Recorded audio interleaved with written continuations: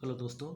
आज जितने भी प्राचीन काल की पुस्तकें हैं वो सबको मैंने आज समाहित करने की कोशिश किया हूँ और आप लोगों के सामने ये जितने भी प्राचीन काल की पुस्तकें हैं जो भी आई है, जो एग्ज़ाम में हर एग्ज़ाम में देखने को मिलता है, मैं आपके सामने लेकर आया हूँ। तो शुरू करते हैं। सबसे पहले कालिदास से। कालिदास जो कि उस समय प्रसिद्ध विद्वान व्यक्ति थे और उनका न जाने कितना रचना था। उन रचना में से जो भी आई है मैं उनको छांट कर लाया हूँ। सबसे पहला है रघुवंशम। रघुवंशम में जो कि राजा दिलीप से लेकर रामवंश की कहानी को देखने को मिलता है। इसमें रघुवंशम याद करके रखेंगे। और मेघदूत, मेघदूत जो बुक है इसमें कुबेर की कहानी के बारे में वर्णन किया गया है। ऐसे ही न जाने आप नेट पर सर्च करेंगे ना, सारे के सारे इसमें आ जाएंगे, आपको कहानी कुछ न कुछ मिलेगा ही। माल विकाग्नि मित्रम, यानी कि माल विकाग्नि मित्रम में इसमें क्या वर्णन है कि माल देश की एक रानी रहती है मालविका, और विदिशा के राजा अग्निमित्र की कहानी प्रेम प्रसंग के बारे में बताया गया है। इसी तरह विक्रमो उर्वशिया है, रीति संहारम है, कुमार संभवम है, कामसूत्र, अभिज्ञान शकुंतलम। ये 6-7 बुक है जो आप याद करके डायरेक्ट रखेंगे इसको, क्योंकि इसका कोई ट्रिक नहीं है, ये सब डायरेक्ट क्वेश्चन एग्जाम में रहता है। रघुवंशम, मेघदूत, मालविकाग्निमित्रम, विक्रमो उर्वशिया, ऋतु संहारम, कुमार संभवम, कामसूत्र, अभिज्ञान शकुंतलम। इतना बुक आप जरूर याद करके रखेंगे आप। फिर आइए अश्वघोष में बुधचरित और सौंदरानंद। बुधचरित, सौंदरानंद 2 बुक फेमस है। फिर विशाख दत्त के बारे में आइए। विशाख दत्त के बारे में 2 पुस्तक है, मुद्रा राक्षस और देवी चंद्र गुप्तम। विशाख दत्त का 2 पुस्तक, मुद्रा राक्षस और देवी चंद्र गुप्तम, ये जरूर याद करके रखेंगे। जो अभी तक हजारों किताब लिखा गया, लेकिन जो भी आई है 50-55 बुक है, उनको आप जरूर याद करके रखेंगे। पतंजलि, जो कि आयुर्वेद के बारे में कुछ जो भी पतंजलि जो भी चल रहा है अभी तक, उसी के बारे में बताया गया है। पतंजलि जो कि महाभाष्य है, महाभाष्य के बारे में बताया गया पतंजलि जो लिखे हुए हैं। चाणक्य जो कि अर्थशास्त्र के बारे में बताया गया है। चाणक्य जो कि अर्थशास्त्र के बारे में बताया गया है। इसमें क्या है कि मौर्य साम्राज्य के बारे में कहानी बताया गया है। इसमें सामाजिक जानकारी जो होता है ना, राजा के सप्तांग सिद्धांत के बारे में बताया गया है, जिसमें 15 लेसन है। उसमें जब डिटेल से बताया जाएगा तब, लेकिन इसमें ऐसे समझिए कि चाणक्य ने अर्थशास्त्र के बारे में लिखा है। और इसमें मौर्य साम्राज्य के सामाजिक जानकारी के बारे में जानकारी मिलती है। इसमें सप्तांग सिद्धांत इसमें है और 15 लेसन है। यानी सप्तांग सिद्धांत का मतलब कि 7 जो सिद्धांत दिए थे ना कि राजा के लिए क्या क्या करना चाहिए। जैसे में स्वामी का अर्थ होता है राजा, यानी कि राजा योग्य होना चाहिए तब जाके पूरे देश पर शासन कर सके। मंत्री यानी कि अमात्य योग्य होना चाहिए तब जाके उसके नीचे जितने भी प्रजा है लोग हैं सब ठीक ठाक रहेंगे। जनपद यानी कि क्षेत्र, वो क्षेत्र उपजाऊ होना चाहिए तब जाके राजा के लिए विकास संभव है। दुर्ग यानी कि चारों तरफ से किला घिरा होना चाहिए, ठीक है।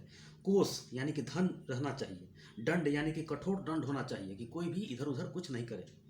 मित्र यानी कि दोस्त हो, यानी कि दोस्त एकदम रहना चाहिए, दोस्त से बढ़कर कुछ नहीं होता है, ठीक है। इसी के बारे में सप्ताह सिद्धांत के बारे में बताया गया है। अब आइए वाल्मीकि जो कि रामायण की रचना किया गया था, और महाभारत यानी कि विश्व का सबसे पुराना जो महाकाव्य बोला जाता है वो रामायण को बोला जाता है, और विश्व का सबसे बड़ा महाकाव्य बोला जाता है महाभारत, जिसका रचना वेद व्यास ने किया था, ठीक है। इसमें क्या है कि इसमें रामायण के बारे में थोड़ा बहुत बता देते हैं आपको कि विश्व का सबसे पुराना महाकाव्य एक पॉइंट हो गया। इसके रचयिता जो है महर्षि वाल्मीकि जी है, जो कि यहाँ पर लिखे हुए हैं। उसके बाद भारत का बोला जाता है कि आदि महाकाव्य इसी को बोला जाता है। अंतिम संकलन जो कि गुप्त काल में किया गया था, यही है। इसमें कुल 24,000 श्लोक है, जिसे चतुष्विंशति भी कहते हैं, ठीक है। इसमें रामायण का पहली बार जो तमिल भाषा में प्रयास किया गया, जो कि अनुवाद चोल शासक जो थे कुलोतुंग तृतीय के काल में एक कंबर नाम के व्यक्ति था, यानी कि उनके दरबार में रहता था, उसी ने किया था। बस इतना ही, इसे रामावतारम ही कहते हैं। इतना रामायण के बारे में जानकारी आप लोगों को होना चाहिए। और महाभारत के बारे में है कि विश्व के सबसे बड़ा महाकाव्य महाभारत को बोला जाता है। इसमें कई लोगों ने इसका विस्तार किया। महाभारत का संकलन जो किए महर्षि वेद व्यास जी ने किए थे, महाभारत का जो कि संकलन महर्षि वेद व्यास ने किए थे, और अंतिम संकलन जो कि गुप्त काल में 400 ईस्वी के आसपास यह मतलब किया गया था। प्रारंभ में तो इसमें 8800 श्लोक था, प्रारंभ में इसमें 8800 श्लोक था, लेकिन 8800 जो श्लोक हुआ इसे जय संहिता कहा गया। खाली इसमें युद्ध के बारे में, विजय के बारे में बताया गया कि युद्ध जीता कैसे जाता है, वही बताया गया। और इसमें 24,000 जब श्लोक हो गया तो इसे भारत कहा जाने लगा।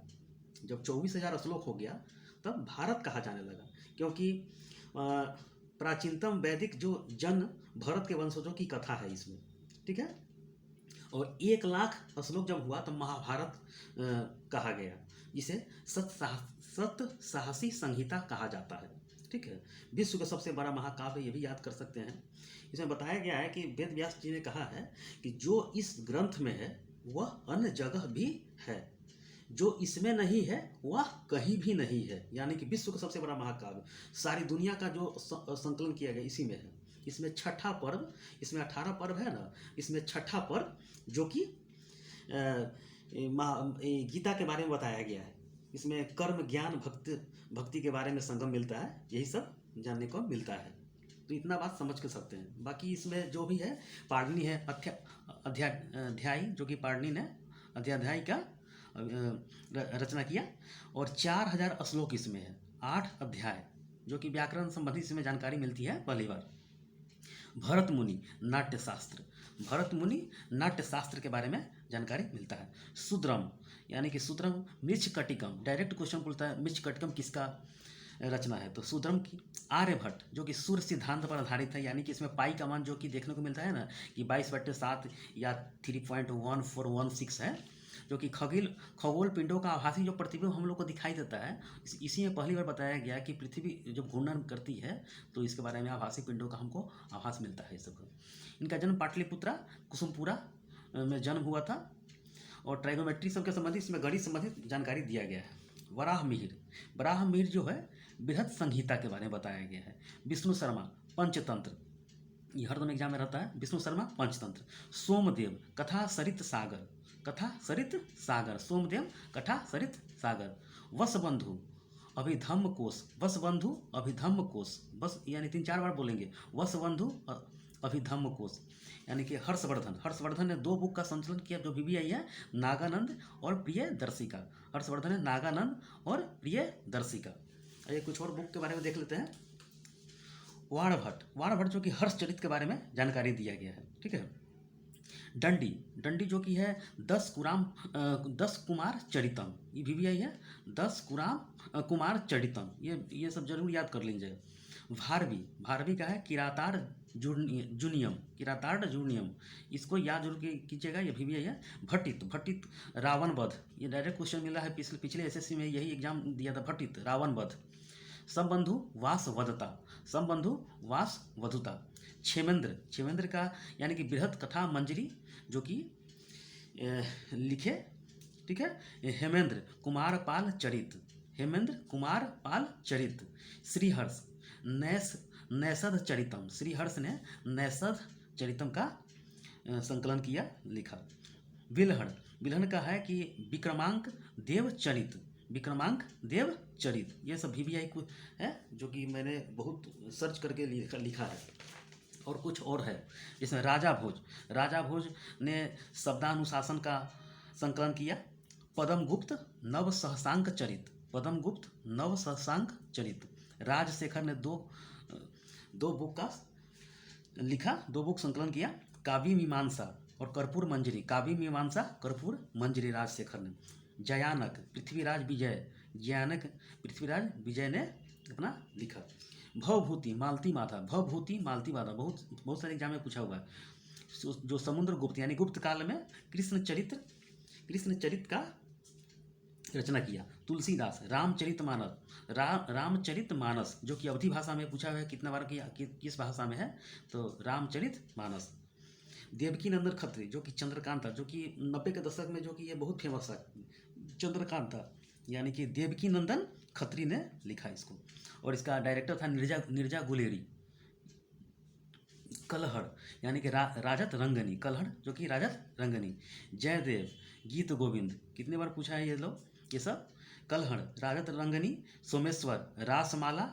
माघ, माघ जो है शिशुपाल वध, माघ शिशुपाल वध। वाकपति, गुडबाहो, वाकपति गुडबाहो। श्री विजया, कवि राजा मार्गम, कवि राजा मार्गम, श्री विजया कवि राजा मार्गम। देखिए क्या है कि 3 बुक इधर है कि श्री विजया, पंपा और पोन्ना। श्री विजया, पंपा और पोन्ना, यानी कि श्री विजया का रचना कवि राजा मार्गम, कवि राजा मार्गम, और पंपा का विक्रमार्जुन विजया, यानी कि, और पोन्ना का शांति पुराना, ये कन्नड़ भाषा में है। कन्नड़ भाषा में 3 को इधर याद कर लीजिएगा।